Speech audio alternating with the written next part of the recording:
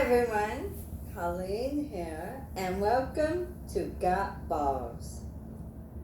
It's been 6 months since my last update. I am now 4.5 years from the onset of this disease. That is triple the average lifespan for bulbar ALS patients. I do not take any medications, and I do not have a feeding tube. Up until recently, my progression has been very slow. Early on, I kept up with a series of exercises to keep my bulbar muscles strong, and I have modified my food as needed over time to ensure safe swallowing. Today, I will discuss the changes I have been experiencing over the past several months. I am able to do less and less, and I am now a burden to those around me. Everything is a challenge. I do my best to do what I can on my own, but there is very little I can do by myself.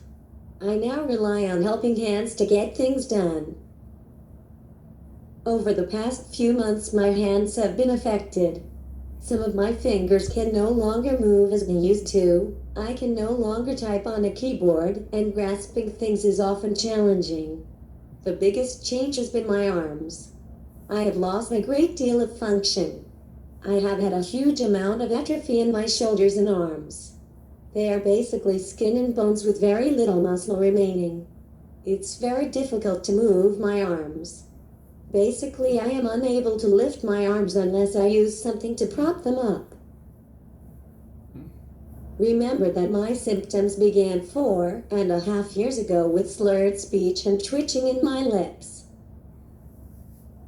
My lips and tongue continue to shrink. I can no longer close my mouth. Here is my kissy smoochy now. I can barely move my tongue, but I can still swallow carefully. Remember that this is my point of onset, so it has suffered the most over the years.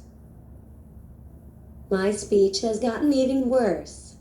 Even my family is barely able to understand me because my words sound more like grunting. This is extremely frustrating for all of us. And now that this disease is affecting my arms and hands, using my boogie board and text app is not so easy anymore. The muscles in my throat are getting weaker too. My food needs to be pureed to the perfect consistency, and I have been experiencing more spasms. So I need to be extra careful when eating and drinking. I also need to make sure that I keep my throat moist because a dry throat will also trigger spasms. The spasms can be quite loud and frightening and quite distressing to others who feel helpless during the episode. So I do my best to keep them from happening. The muscles in my neck are getting weaker too. I find my head is quite floppy now. I like to sleep with a travel pillow. I find it keeps everything in place so that my airway stays open and secretions can drain properly while I sleep. My floppy head makes it difficult to walk because I am unable to see where I am going. I have a neck collar to help with this. Eating can also be a challenge at times because my floppy head makes my mouth a moving target. Sometimes things get messy.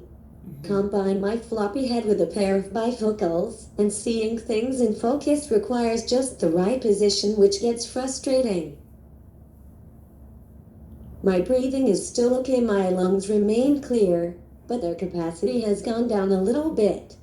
I can still take deep breaths, but not as deeply as I used to. My cough is definitely weaker, but I do my best to do some exercises and keep my throat clear of phlegm. I have a cough assist machine, but that is a conversation for some other time. My body pretty much twitches everywhere for most of the day. Week by week, I can feel this disease ravaging my body. I no longer recognize myself when I look in the mirror. My muscles continue to waste away and I grow weaker and weaker. So, here I am. Recently turned 50 years old. I cannot speak, or eat normal foods, or drink normal liquids. My mouth hangs open all day because I cannot close my lips. I drool, I grunt, I get tired. I have to have all my food pureed and my liquids thickened. I eat with only a spoon and drink from a sippy cup. I have lost several pounds in the last few months, so it is very difficult to stay positive lately. I have been on hospice for several months now. It is a common misconception that hospice is for people who are literally on their deathbeds with only a few days left to live. But it is actually for anyone who is considered terminal. I do not need many of the services that hospice provides, but it is nice to know that everything is already set us. I want to thank you for watching. I've tried my best to share my personal journey with bulbar ALS. When I was first diagnosed, I found very little information specific to bulbar symptoms, so I created this YouTube channel, the videos, the Facebook page and website to help fill that void. I hope you have found it helpful. That's all for today. Thank you for watching Got Balls.